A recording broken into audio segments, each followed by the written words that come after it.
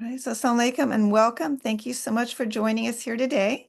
We're excited to have two extremely talented ladies sharing their information, their insights with us. So I'm going to go ahead and share my screen and we will get started. So hopefully you can share my screen. You see my screen, I should say. So today we're here for the art of impactful giving, strategic planning, and tax tools for donors. So hopefully this is where you wanted to be. Oh, wait, sorry. Okay, we're AMCF. As part of our donor education series. This is Eaman Shebley and Dilnaz Waraich, our guests here today.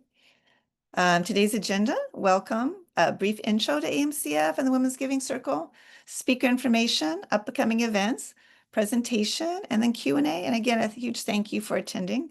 The recording will be posted in the next couple of days, inshallah, in case you missed part of it. AMCF, if you're not aware, this is a vision, mission, I'm core sorry, values. are you sharing your screen?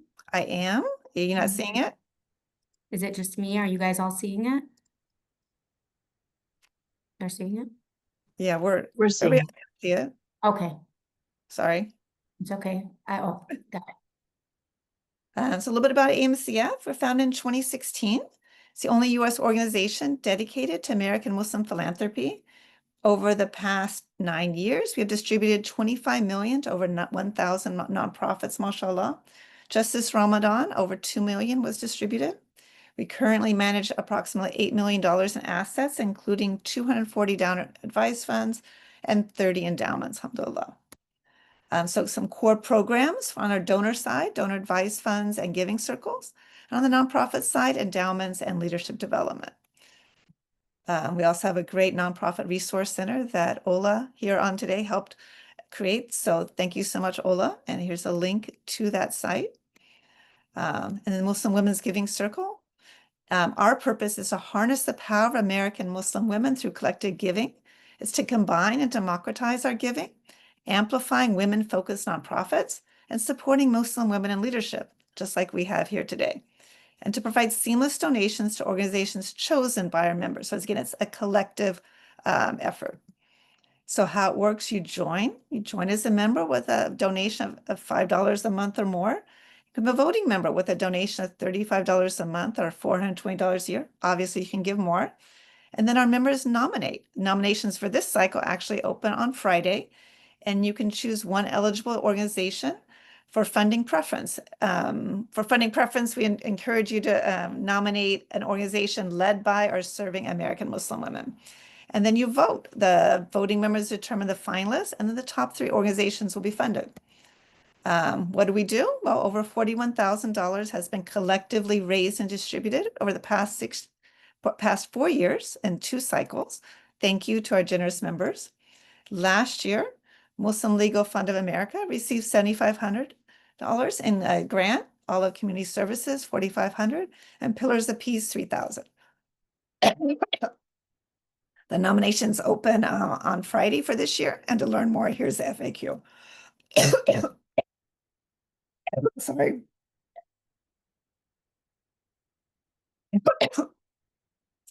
So these are a couple of our upcoming programs. And I'm going to share it to Eaman, sorry. Eaman, you and I can just get started. Yeah, well, thank you so much, Lisa. Yeah, thank you. Thank you so much for the warm and kind introduction. I'll go ahead and share my screen now.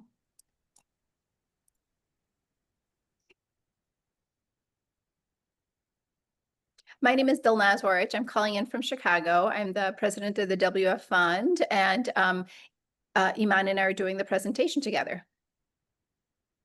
Thank you, Dilnaz. Yes, I am excited for this presentation. Again, Eaman also from the Chicagoland area, and we are so excited to have you guys with us here today. I want to start by by acknowledging that, by being here, there's already a light within each of us. And just by being here today tells me that you have a spark that you're looking to fuel. And not just one that lights a room or a candle, but one that shifts the air around it, creating movement and impact. And so today, as we talk about generosity and intention, and it's about taking that spark within you and creating continuous light and barakah that transforms your surrounding. And if you look closely above that candle, you'll see that the light creates just enough heat, which moves the air just enough to create just enough impact to transform and move the butterflies above it. And so just like this candle, today is about moving what once felt still, about giving light through your generosity and through your giving, and giving with purpose and impact, and watching it shift from the transactional to transformational. And during our conversation today, we're going to talk about how we move from that reactive, emotional-driven giving to intentional, impactful generosity, inshallah. You know, especially in today's world where headlines and social media posts are constantly pulling at our hearts, stirring urgency and heartbreak. And that feeling of helplessness and the desire, we all have that desire to want to do more. And so it's almost impossible for us to like scroll through our feeds and watch the news without feeling the weight of it all. The injustice, you know, the disasters, what's going on, the starvation, and the human suffering. And our emotions are constantly getting activated in real time every day. And our impulse is often to want to act right away. We want to do something. Maybe we don't know what to do, but we want to give. And so we respond immediately with donations. And truly that kind of instinctive generosity is powerful. We've seen how crowdfunding platforms can raise millions overnight, and how strangers across continents, they'll give to each somebody they don't even know, and they've never met. And that's not a small thing. It's a reflection of how much light we carry, even in the hardest times. And that emotional activation, that's the spark that we're talking about, shows us something sacred, that we're wired to care, to move, to give. And that's truly beautiful. But what if we can take that spark further? And what if we didn't just give in the moments that break our hearts, but also in the quiet spaces where we're building something better? And what if we learn to hold both the urgent and the intentional, and channel our generosity in ways that don't just react to the crisis, but reshape what's possible? And it all starts with a mindset shift. So I'm going to invite you all to take a deep breath into that together. And while you take another deep breath, if it feels safe, go ahead and gently close your eyes. And now if you're zooming in and driving on this call, please don't close your eyes. And as your eyes close and you take another deep breath, let your breath ground you. Now imagine a world where nothing holds you back. Not time, not resources, not money. What are you moving, shifting, or transforming? What impact are you having? Now I want to take a moment and open your eyes. And if you feel moved, please write in the chat the impact that the vision that you had, the impact you were creating. You know, there's no wrong or right answer here, just your honest vision. And if you had gotten Lisa's email just before this call with a request for a Post-it, great. If not, just, you know, make a note, mental note, write it down later. But I want you to write down that the vision, the impact you were having, that vision.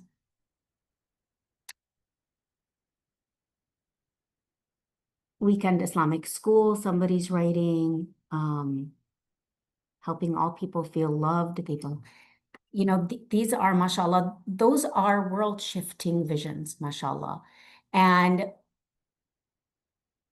that's, I like to call this exercise your impact blueprint. You know, if you've written it down, write it down. If you have a vision board, I highly recommend putting that on your vision board so it's always there for you to see, to drive you. And throughout this session, we're going to talk about how to turn that vision and that spark into strategy. You know, we hear stories about philanthropy and how to give in ways that aren't just generous, but that we can maximize to create more impact. And the beautiful thing is, subhanAllah, is that we're not starting from scratch. The Quran, subhanAllah, gives us the most powerful blueprint through a vivid example of how sincere generosity multiplies.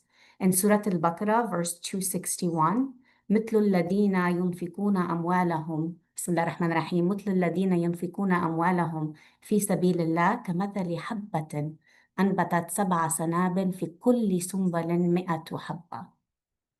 So this example of the example of those who spend their wealth in the way of God is like a seed of grain that sprouts 7 ears, and in every ear 100 grains. SubhanAllah, a stunning visual in this ayah of what your giving can do. And the barakah effect it has in multiplying that sincere giving and generosity. You know, and this verse also highlights the beautiful meaning of the number 7. And as an accountant and CPA, and a genuine love for numbers, I've always been especially drawn and fascinated by the deeper meaning behind numbers. And they appear throughout the Quran. They appear in our amal with profound intention. And here specifically, the Quran mentions 7 spikes. You know, can anyone else identify where that number shows up in the Quran or in our amal? I mean, it shows up 7 heavens. Somebody put yes, 7 gates. You know, we do the tawaf 7 times when we do our pilgrimage around the Kaaba, during Hajj, or Umrah. When we're doing Sa'i, between Safa and Marwa, we go 7 times. And the Fatiha, the opening chapter of the Quran, has 7 verses. And we recite it in every single prayer, every single day. And that's grounding us in a divine connection, subhanAllah. And our umala and scholars have long identified this number to represent a symbol of spiritual completeness and wholeness, appearing again and again as part of a sacred rhythm. So when we give, no matter how small, we're participating in that divine pattern of impact. And that's the mindset I hope we take away from this.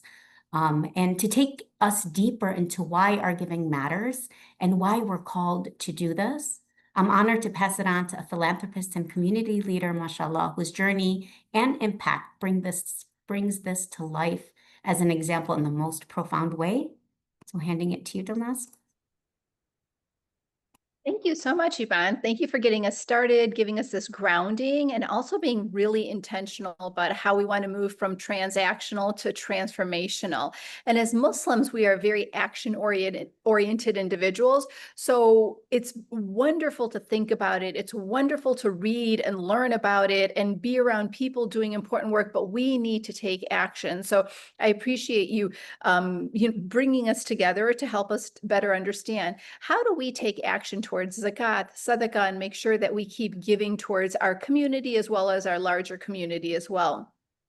So when you think about being of service, generosity, it's not only giving to and helping others, which is a core principle that's encouraged in Islam, but it's also something that really pleases Allah subhanahu wa ta'ala. It's something that makes us more happier as we do this work altruistically, and as we also work towards pleasing Allah subhanahu wa ta'ala. It's said numerous times in the Quran that the multiple ways that we will be rewarded in this world as well as in the hereafter for being generous. So that word generosity is such a beautiful term. And then there's so many ways to be generous. There's actually been a commission called the Generosity Commission that was just completed into 2025. And the Generosity Commission highlights a few things. Number one, generosity is also the bedrock of the American community. As Americans, we're constantly giving. We're being able to be in places, and we're one of the most generous communities. We also talk about in the Generosity Commission, the USA Giving Report. So the USA Giving Report comes out every single year. I'm sure many of you have actually read through the report, and I'm actually going to put a link for the USA Giving Report right here. please do subscribe to it and make sure that you are better understanding as philanthropists, as fundraisers for your Sunday school. The USA Giving Report comes out every year. So in 2024, for the 2025, it just came out about a month ago. The USA Giving Report said a few things. Number one, a total estimated charitable giving in the US reached about $557 billion. So philanthropically, in the US, we are giving about $557 billion. That's number one. Number two, giving by individuals. That's you and I, Eaman, Lisa. We are giving collectively about that $570 billion, but it's actually declined just a little bit. It declined by 2.4% from 2023. So individual giving has declined. But it's interesting, if you know Dr. Sharik Siddiqui from Muslim Philanthropy Initiative, you know, even though it is nationally declining, as Muslims, we are still giving more every single day. And it's really hard to collect that as a researcher. And one thing Dr. Sharik Siddiqui is doing through Muslim Philanthropy Initiative is making sure that Muslims are becoming more strategic, and we're collecting data and we're collecting research on this as well. So it's important for us to know that if we don't do our research on our Muslim giving, it's hard to be part of this larger sector of research of giving as well. One more thing that the USA Giving Report did in 2024 was it said there were several boosts in giving as well. So in education, we increased our giving by 6.7%. From foundation giving, we increased our giving by 10.8%. And arts and culture and humanities, we increased our giving by 6.6%. So it's important to realize overall, we may have decreased by 2.4%, but generally we are giving more in education through foundations and art and culture. One other thing that we've been learning about the Muslim giving is each year, Muslims punch way above their weight. We're giving about $4 billion per year. So about $4 billion is given out from the Muslim community. And that's not a hard and fast rule. And it's not something that I think we can highlight all the time, but it is something that we're really working towards to collect this research and data about the generosity in the Muslim community.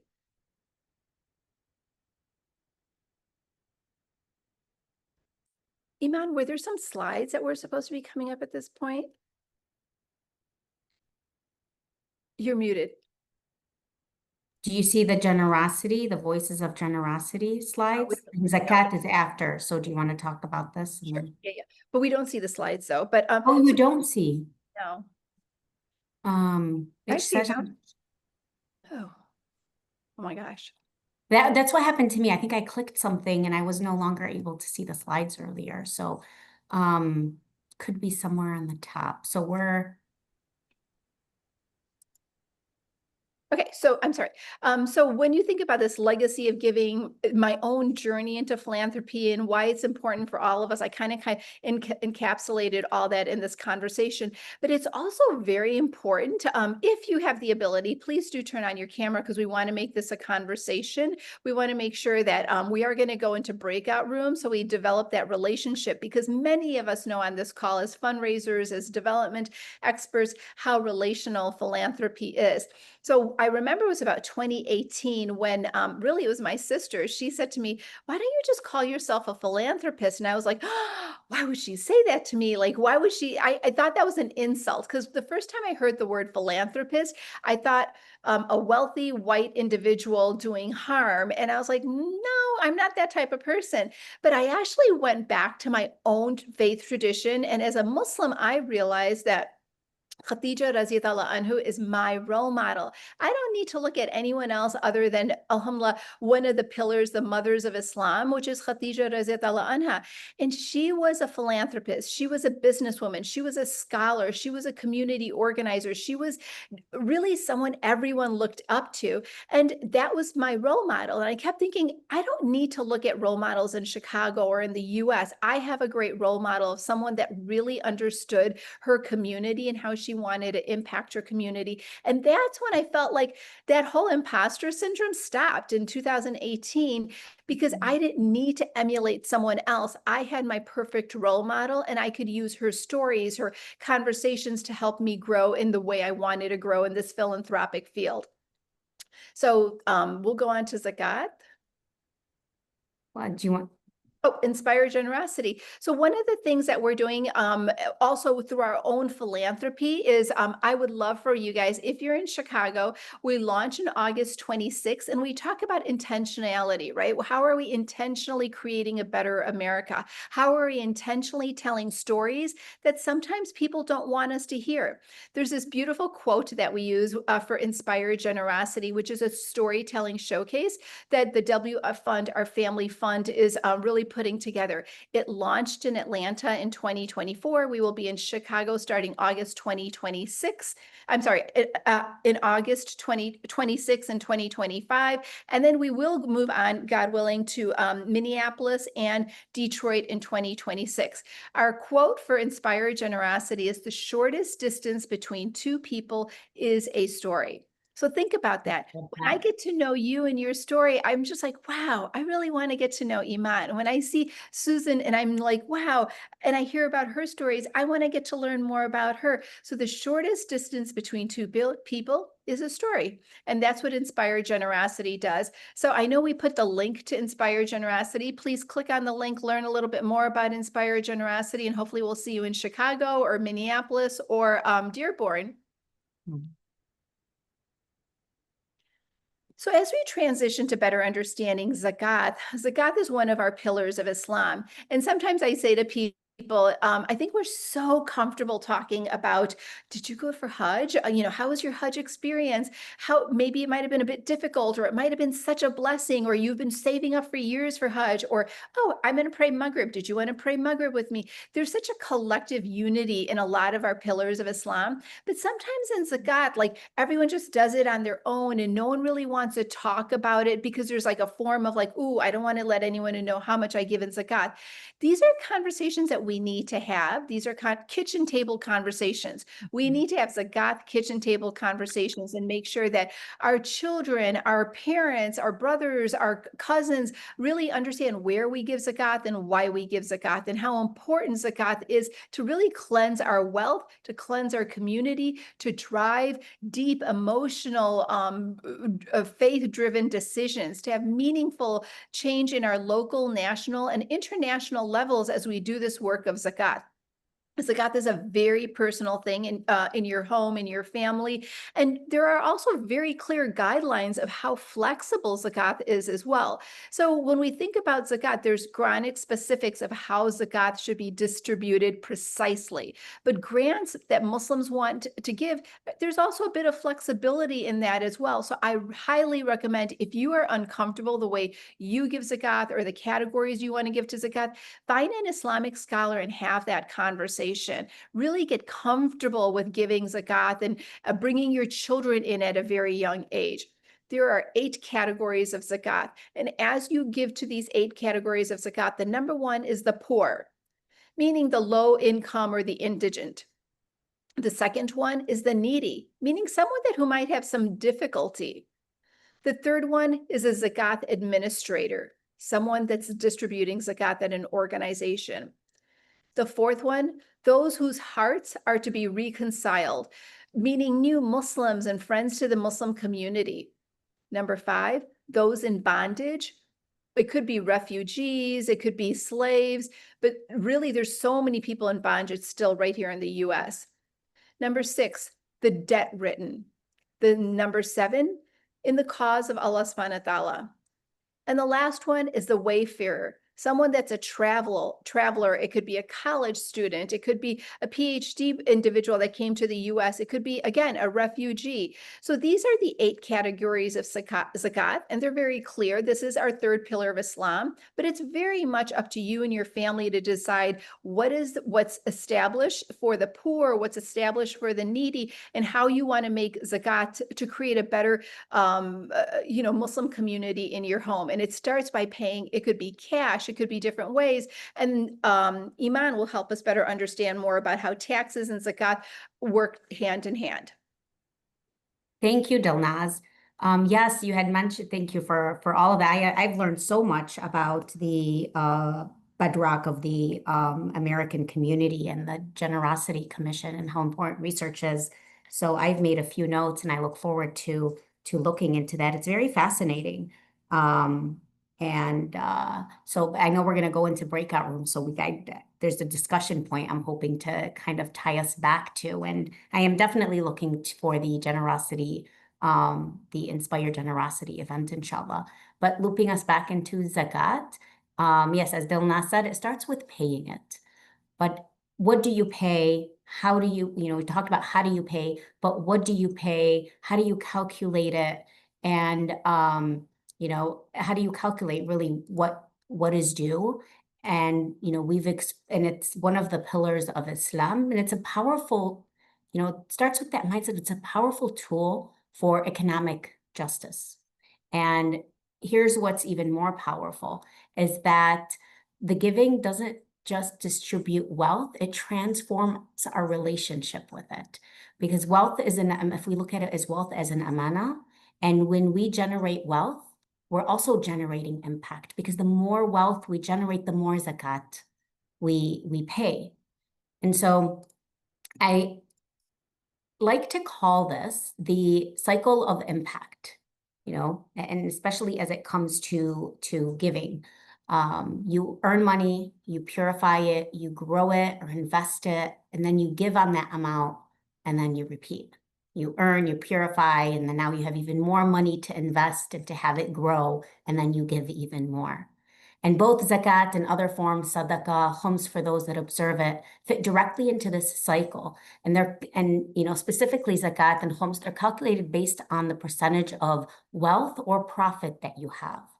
The nuances are very detailed, but we have so many options right now that are so user-friendly to use for tools and platforms that help guide us through it more accurately. Because we can't purify the wealth if we're not first building it in alignment with our values and ethics in the first place. So at its core, Islamic finance,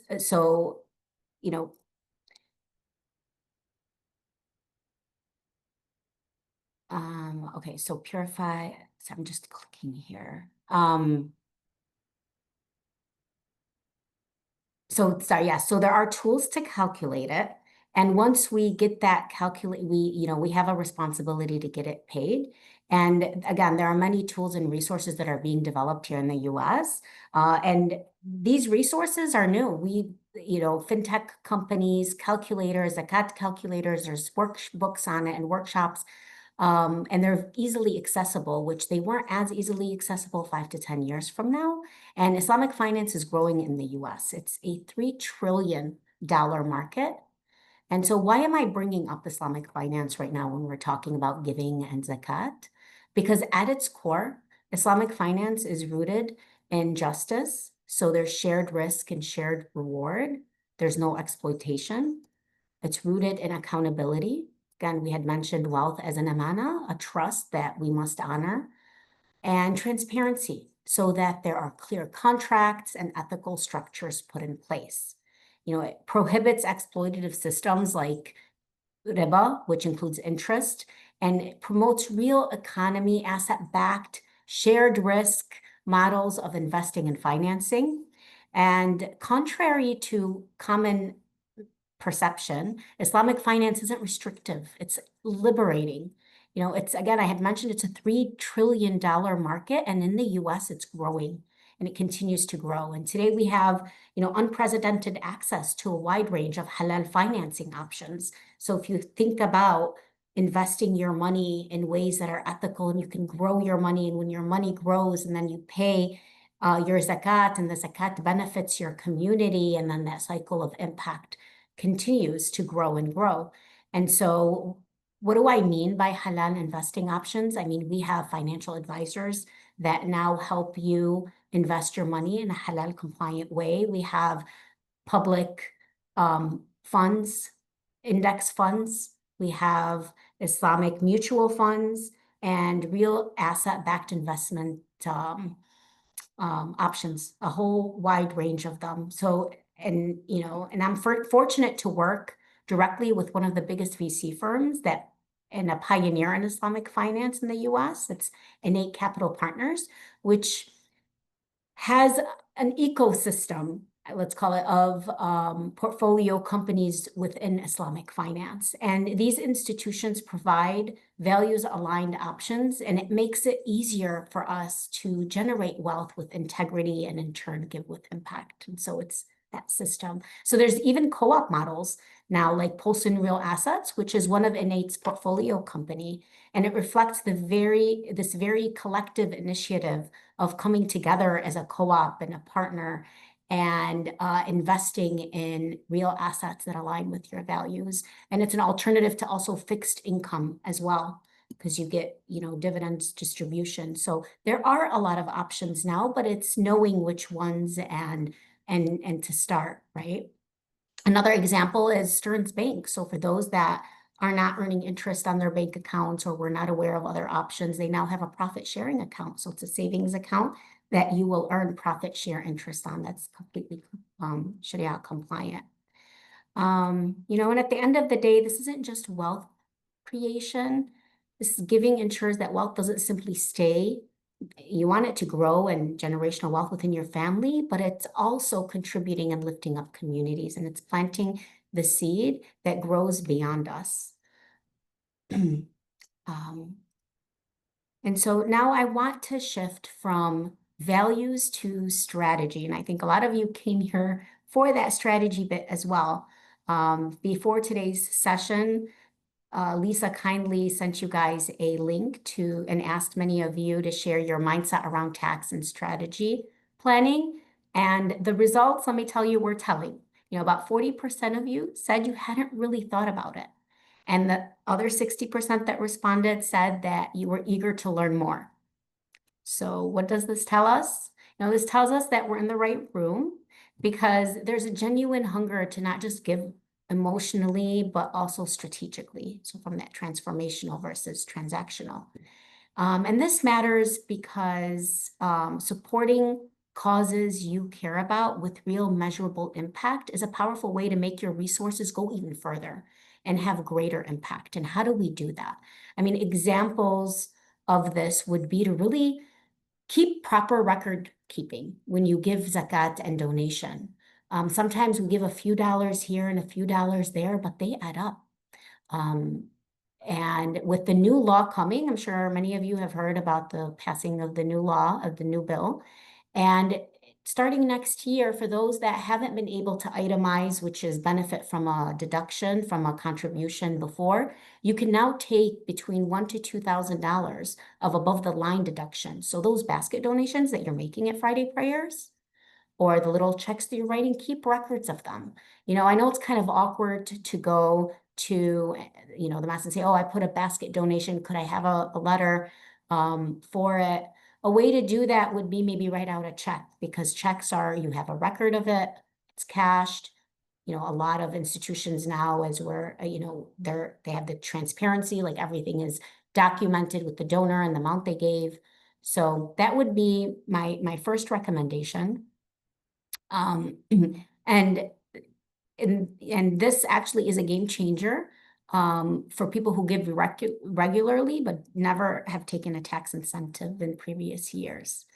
And then really to this point, actually, I want to go back to several stories of one story in particular is, and then this happens every year during tax season when I'm preparing a client's return.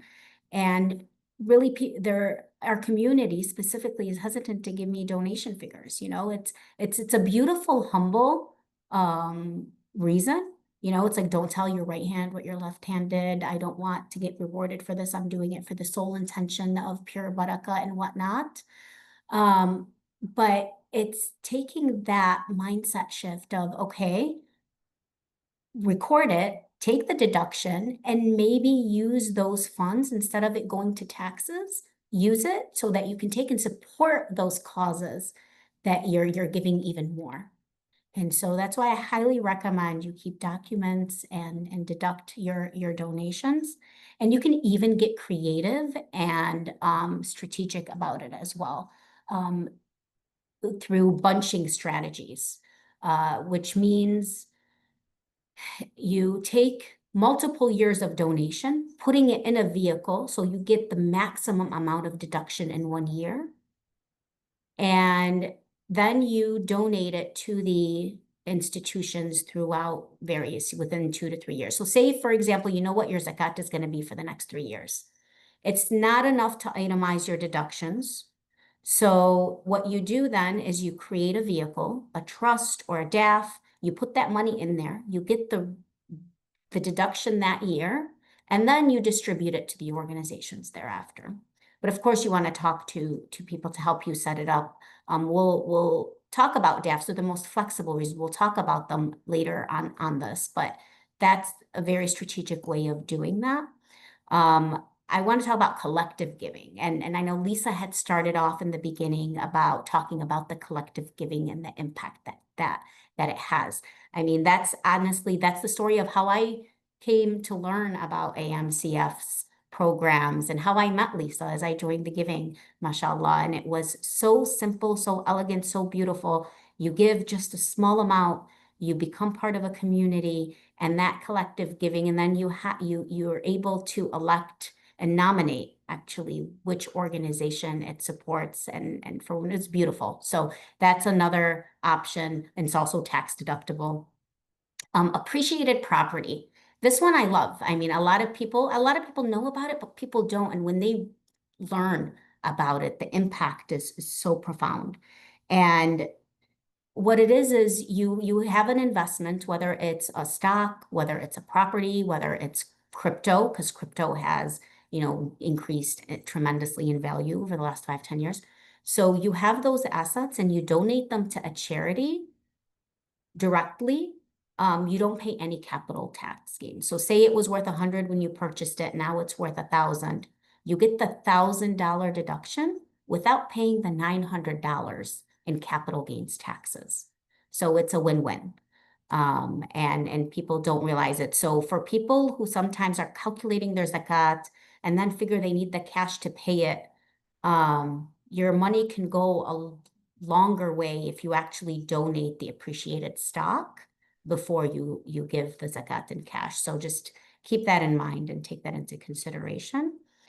And then there's charitable lead. I know we're going to go into breakout rooms, but there's more complicated structures like charitable lead trusts and charitable remainder trusts. And really what those are vehicles that give now and later. So you put the money in the trusts now, you get the deduction, but charitable remainder trusts, one of them is the income comes to you. So it's like an investment that you put in and you make money on it.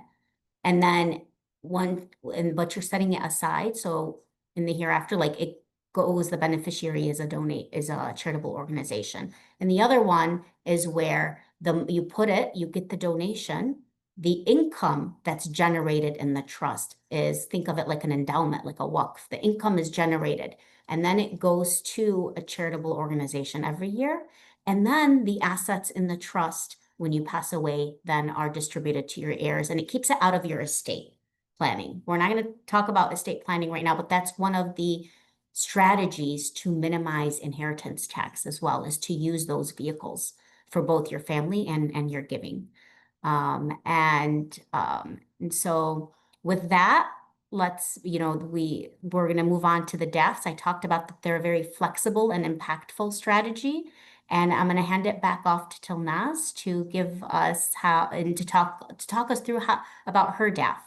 Yeah, no, I And really appreciate that. Thank you so much, Eaman. And I was also thinking about the WF fund, our vehicles of giving are We have a DAF, a donor advised fund at Chicago Community Trust. We have our own personal checks that we give out through, and then we also have a few clats that we give out to. So we have 3 vehicles of giving, but we just recently started doing appreciated stocks, which you talked about, Eaman, through our DAF as well. So it was something that we weren't really kind of doing previously because we do give to quite a few Muslim-led nonprofits. We weren't sure if they accept them or don't accept them, but it was also wonderful as a donor to engage our nonprofits and say, do you take appreciated stocks? And they were kind of like, no, we've never done that before, but it made them do their homework. And then they were like, oh, you know what? We can totally do this. And we'll make sure we tell our other donors to, give through appreciated stocks as well. So because we did some learning, it kind of helped others to learn about that as well. So I think that's important. If you know something, please don't keep it within yourself, share it with others. So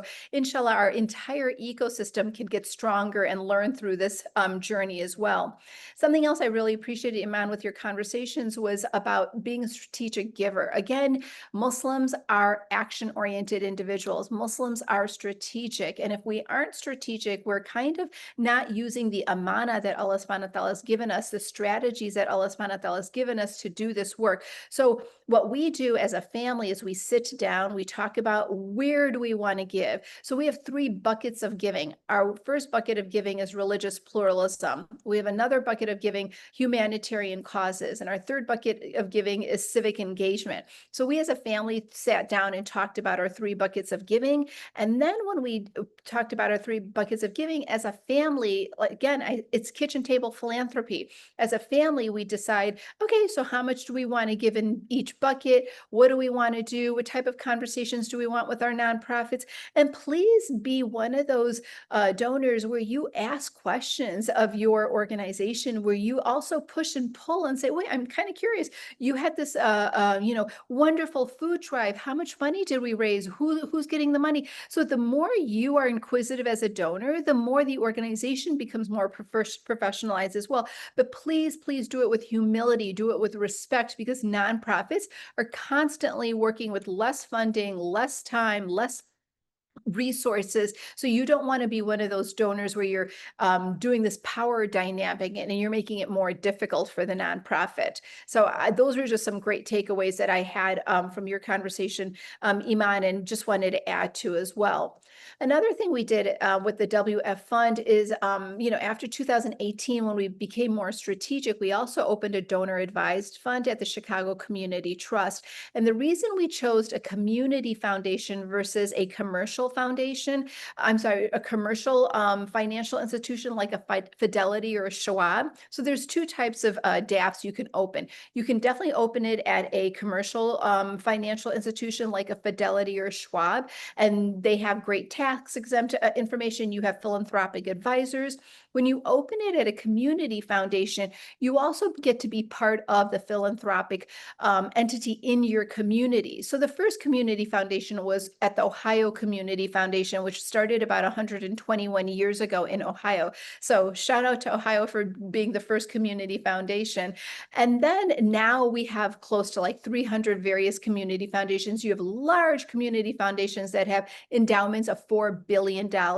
And then you have small community foundations as AMCF. And so you want to make sure you realize, well, where do I want my DAF? Why is it important for me to have it at AMCF versus a community foundation versus a commercial foundation? That's the homework that you will need to do.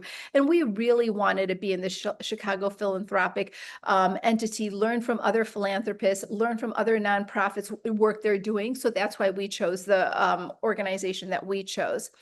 The other reason we also opened a donor advised fund is it's really versatile. It allows us to give when we want, how we want, and as much as we want. But while we're giving, it's also increasing in tax efficiency. We're investing in a halal manner. We let our philanthropic advisors know what type of investments we want to be engaged with. Number one, we really talk about contributions through our DAF that help donors to maximize tax benefits, right? So all of this is to please Allah subhanahu wa ta'ala, but it's also about making sure we have tax benefits. Number two, through our DAF, we also want to make sure that we're building a philanthropic strategy and ecosystem. So we get together at our Chicago Community Trust conversations with other philanthropists that are giving to certain organizations that we're interested in giving to as well, that fall under our buckets of giving. Number three, charitable assets may grow over time. These assets are investing in halal investments, and these are conversations we had with our philanthropic advisor. We did not assume they knew what halal investing was. We made sure we educated ourselves and then also encouraged them to go out and educate themselves.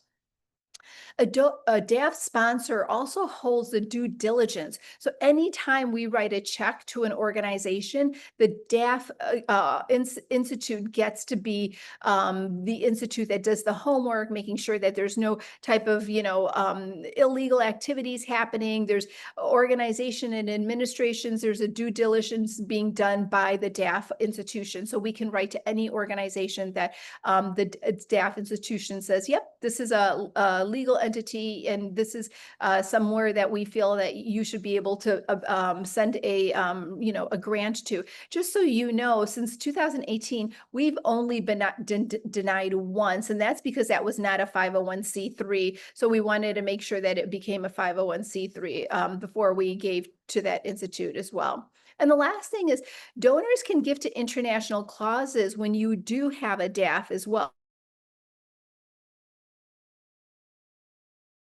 When we do have our DAF through the Chicago Community Trust, another really great thing is they do the administration. They write the checks out. They give us a log in. We know exactly where we gave each year. There's a lot of transparency. There's exactly what Eaman had told us earlier, making sure that there's a lot of checks and balances.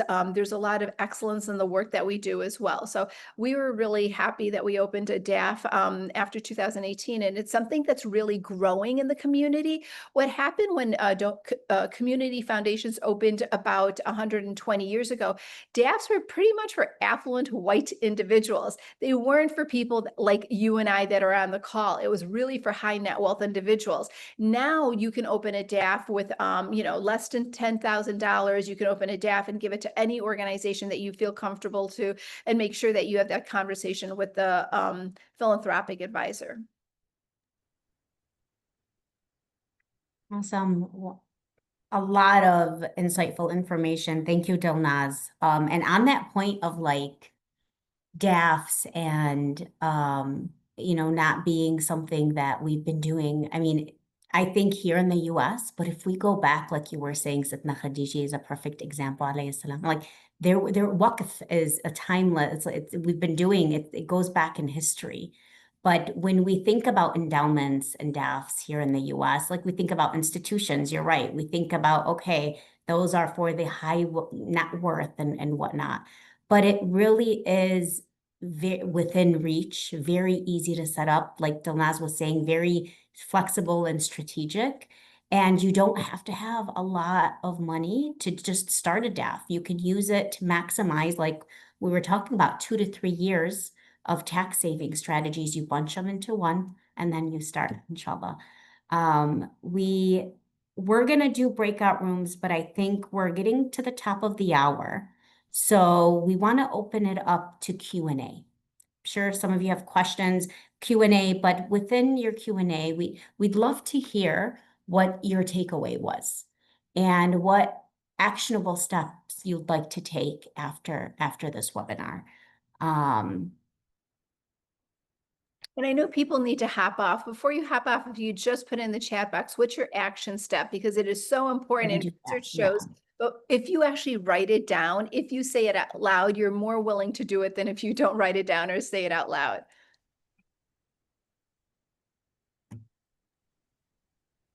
And so you want to rephrase that, Eaman, or you want people to take 10, 15 seconds and think about what actionable step they would like to do, after they hop off? Yeah, like what was their takeaway and what is, yes, an actionable step that they'd like to do. They can write it on the Post-it note that you wrote, but also put it in the chat if you don't want to get off mic. But we are also, while everybody's doing that, we're also happy to answer any questions that any of the audience has. And Were there any Q&As in the... chat? No. So feel free to unmute or write in the chat either your feedback for today, any questions you have for Eaman and Dilnaz, a wealth of information that they're happy to share. And also think about your next steps, and you can pop in the chat and write it down for yourself as well. You send them, we will put them in the slide because we can share. This is going to be recorded as well, but we can share the slides as well for you to have. Would it be helpful, man, if anybody didn't complete the survey for me to put that in, and would that be helpful? The webinar is recorded, right? Mhm. Yeah, so they'll have a recording of it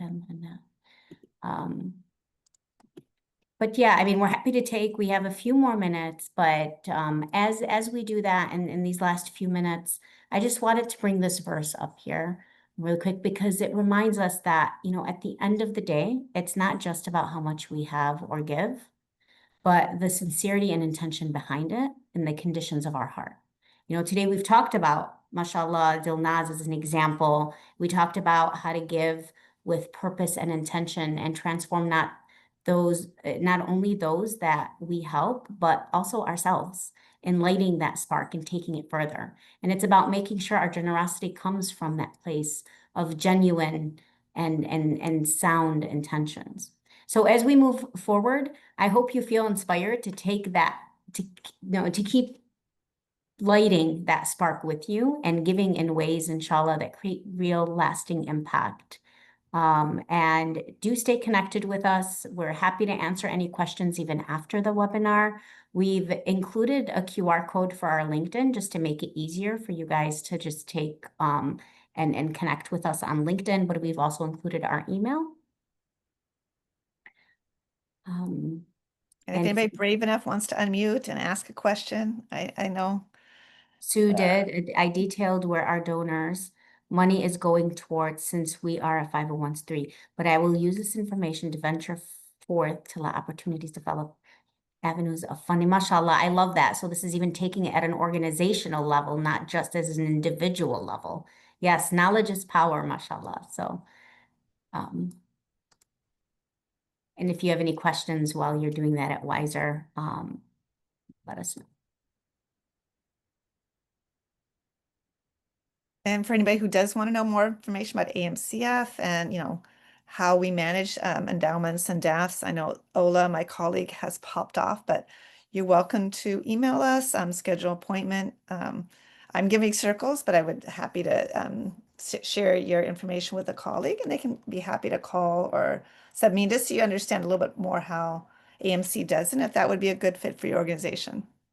In philanthropy right now, there's so much conversation about pooled giving and giving circles and collective giving, because we're realizing it's such a powerful avenue for people not to be siloed and doing something on their own. So just right here in Chicago, there is this immigration justice pooled giving circle where you get so many individuals, opposed to just giving $100, giving $1,000 is where you're going to make the impact, right? So you get like 10 people together to give that $100. And we've been really working on immigration justice, and it's a great interfaith conversation too. So you talk about how important it is for us all to be welcoming our new neighbors. So I love these conversations about pooled giving, collective giving, and how we're bringing back an old tradition. I remember when my grandmother, when I was a super young girl, in India, she would talk about, like, you know, it's called chitti, and they would like write a organization's name. And I'm sure this happened in Syria, and I'm sure it happened in Gambia. It happened all over. And now we're bringing it back, where we're revitalizing a beautiful tradition. Mashallah. And getting tax benefits along the way with it too. Yeah, it's a win-win. Or more than one win in one time. So Yeah. Well, thank you, Lisa and AMCF, for hosting us and for putting all this together and facilitating it. Mashallah. You're a pleasure to work with. we're happy to have everybody here, and thank you for those who joined and for those who are viewing this later on when it's being recorded. We have a couple minutes if there's any final thoughts or questions that you have before we part our ways for the day. I'll do a plug. I know we've got a few Chicagoans here. So when Inspire Generosity launches on August 26th, it's in person. We have a total of 16 different events at the Impact House, which is right in downtown Chicago, 200 West Madison Street. Please register. All of these events are open to everyone. They're free. We're trying to be a bridge builder between philanthropy and nonprofits. We're talking about food deserts, immigration justice, how do museums tell diverse stories, storytelling and grant making. So please attend the events and get to know other people in Chicago doing very similar work as you are. Mashallah.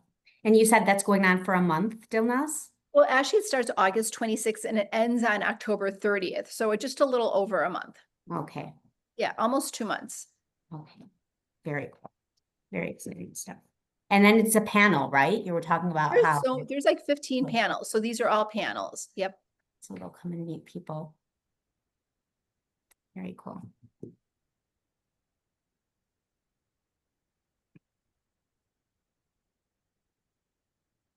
Thank you, everyone. Inshallah, we'll see each other soon Inshallah. somewhere. Assalamu alaikum. Wa alaikum Everybody have a great day. You too.